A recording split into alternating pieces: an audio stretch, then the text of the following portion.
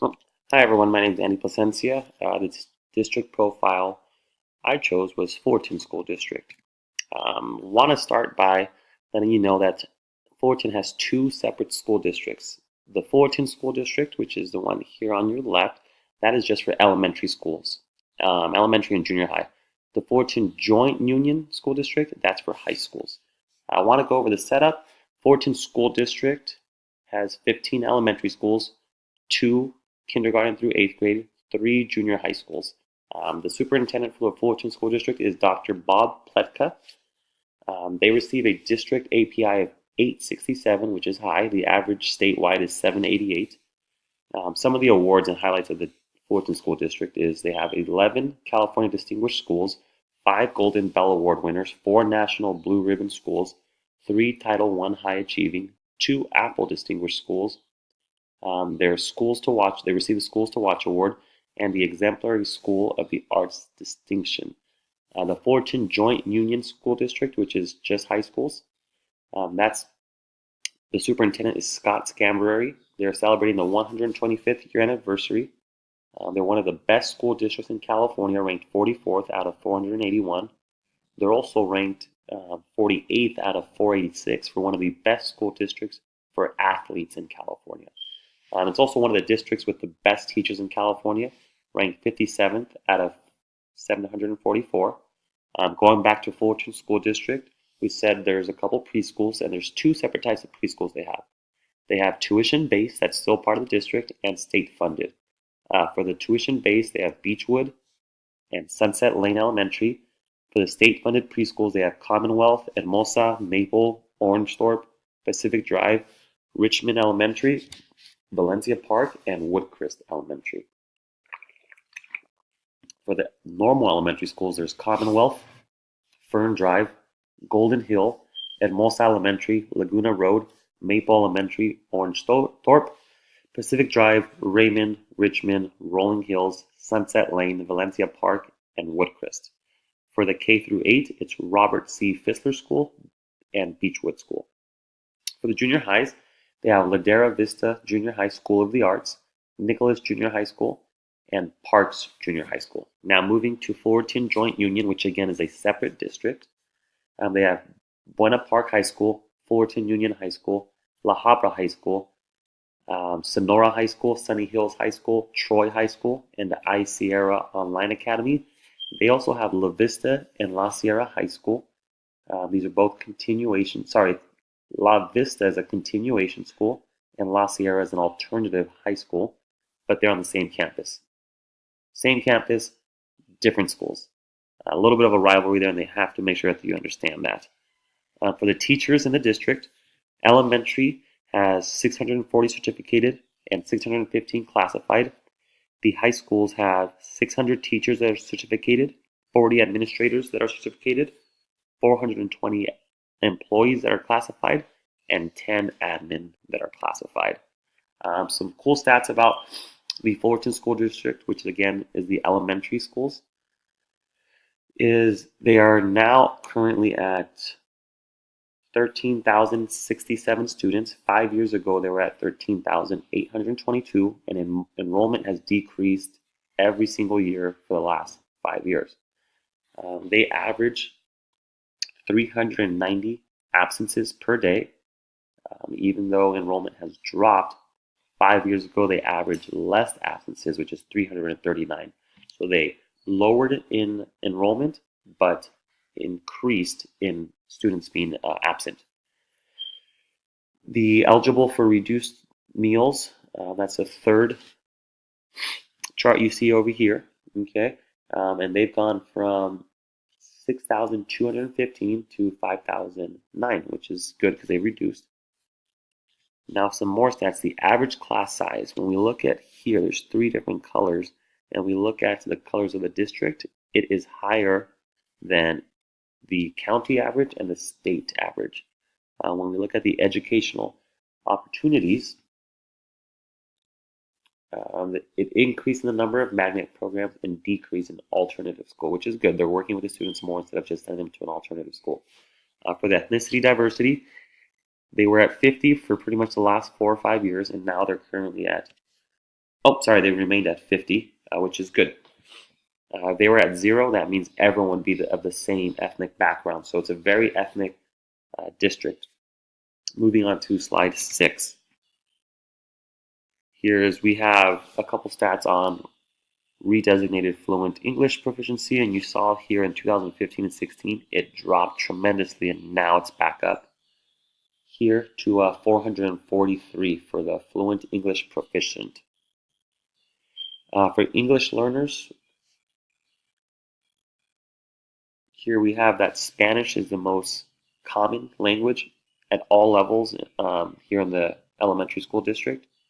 And for English learners here, it's dropped a little bit, which is okay. And 5 years ago, there was 4,098 English learners. Now there's 3,573. So more of the students they're receiving now are just fluent in English instead of being English learners. For the high school, enrollment has dropped every year for the last 5 years.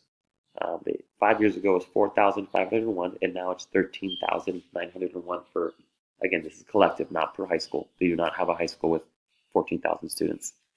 The average daily attendance has dropped every year for the last 5 years as well, similar to the elementary school district. Free and reduced price meals went from 5,964 students to 6,924. This is the all-time high in the last 5 years. This is a difference between the two districts. In the elementary school, we saw that number decrease. In the high school district, we see the number increasing. The average class size in the high school district increased to 30.9, which is higher than the county and state average. For educational options, the online education dropped from 201 to 121. This might be for a few reasons, but I do want to make sure you take note of the fact that the online, which is technology education, has dropped, has decreased. So less people are taking advantage of the online, and we'll address that a little bit later. Independent study dropped from 188 to 118. Alternative schools dropped from 698 to 585. Their ethnic diversity score is 46, which again, a very diverse school district. The most common languages in the high school district is Spanish, Korean, and Arabic. Spanish being the most common. So it's a little bit different in the high school. Korean and Arabic are coming in. And for English language acquisition status, 5,407 are proficient and 1,253 are still English learners. But that's a good thing that they have so many proficient students now in English. For English learners, the amount and the number has dropped every year for the last 5 years, and it is now at 1,253. For enrollment, here in the elementary, they have 13,067 students. Here, this blue section, that's the Hispanic. 51% of the elementary students are Hispanic, 22% are Asian, and 17% are white. So looking at the high schoolers, they have 13,695 students in the high schools. 57, so it increases a bit. 57 are Hispanic, 19% are Asian, and 17% are white. For special ed, the elementary has a total of 1,467 students that are special ed, ranging from age 3 to 14. 914 of those are Hispanic, 285 are white, 130 are Asian. For high school, it's a total of 1,250, ages 14 to 21. 860 are Hispanic, 192 are white, and 164 are Asian.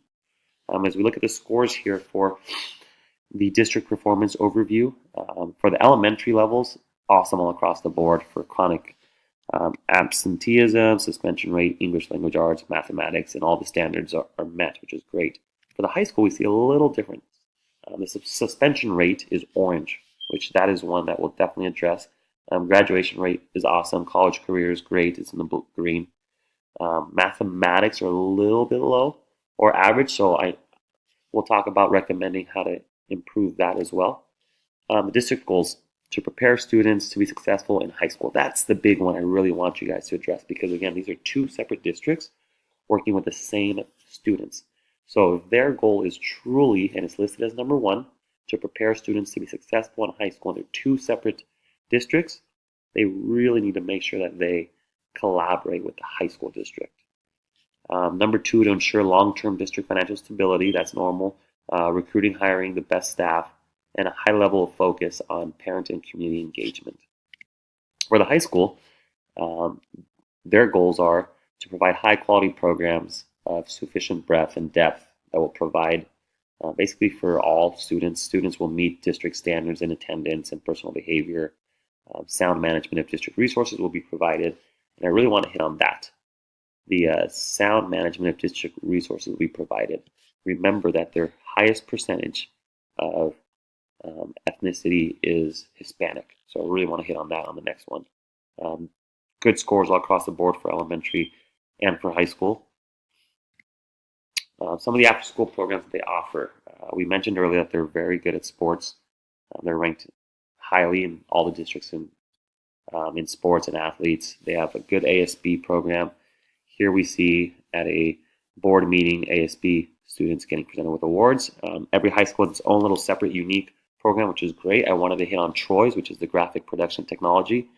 Basically, they print anything out, whether it's on T-shirts, signs, posters, banners, stuff like that. I actually use them for my soccer program at the high school that I'm coaching at. So if you need some printing done, check out Troy's graphic production technology in Fullerton. Some of the challenges, and this is a direct quote from an assistant principal: we can't control what or how standards are taught to the students that we are receiving. That is one of the biggest complaints that they have, is they're getting these students from the Fullerton School District, which is great. They score well in all of their stuff, but when they come into the high schools, it's different because they're not collaborating enough. We can't control what interventions are being used. And then improving the suspension rate at the high school level, and those two go hand in hand. Recommendations: collaborate with the high schools as to what standards will be met and how these standards will be taught. Get together and work together. The students will benefit. Develop intervention and discipline structures that are consistent between the two districts. If they have an issue with their suspension rate being so bad, which is high, it probably goes here. These students are not only just entering a new environment, their bodies, their lifestyle is changing as well. They're going from 8th graders to high schoolers. That's when most students go through puberty. They're experiencing identity crisis, and now they have to experience new rules and new consequences. The way that they deal with issues in high school is very different than they deal in the elementary schools. They need to work together and be consistent with the intervention process and the discipline structures that they have between the two districts. And then invest in programs for students from lower income households. Yes, Troy has an awesome technology and printing thing, but we saw in the numbers that the technology online classes are dropping. If all your students are mostly Mexican or Hispanic, if they're mostly Hispanic, then they probably come from a lower end. The reduced lunch is increasing, and they're probably coming from a lower income household. They probably don't have a lot of technology, so why would they sign up for after-school programs that include technology that they haven't experienced at home or in their upbringing? These are my recommendations. Work together, invest in more programs for students that are the majority of your population, and collaborate with the high schools as to what standards will be met. This will probably increase and improve the math scores that they're struggling at the high school level. Here are my resources. I hope you enjoyed my presentation. If you have any questions, feel free to email me, and hopefully you guys enjoyed it. Thank you very much.